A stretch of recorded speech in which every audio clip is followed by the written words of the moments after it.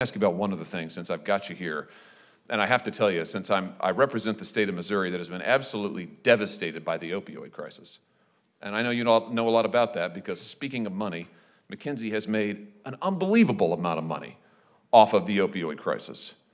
Let me ask you about this New York Times report, which found that McKinsey proposed paying a $14,810 bounty to pharmacies for each opioid overdose. Is McKinsey proud of that work? Senator, our work was designed to actually reduce opioid abuse. Really? Let me ask you about this. I think we've got a poster of this. We sell hope in a bottle. This is an advertising campaign you came up with.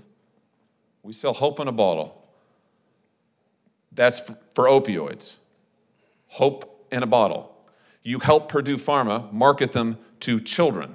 The Massachusetts Attorney General has filed a lawsuit that has all of these disclosures in it, describing how McKinsey consultants recommended and pushed Purdue to turbocharge OxyContin sales.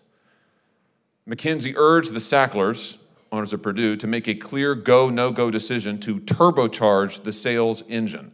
The consultants pushed the board of directors to turbocharge the sales engine, to drive up the sale of opioids that is killing people left and right.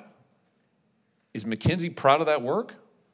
Senator, as I had stated in the House, we were too slow in seeing the epidemic unfold around us. You helped cause the epidemic.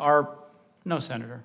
Really? You don't think that helped cause the epidemic? You don't think marketing these drugs to doctors and children helped cause the epidemic? You don't think you have any part in that? Senator, what I can say, including the state of Massachusetts, is we were the first to actually reach a settlement with all states. Well, sure. I mean, sure. When you're over a barrel, what are you doing for victims right now?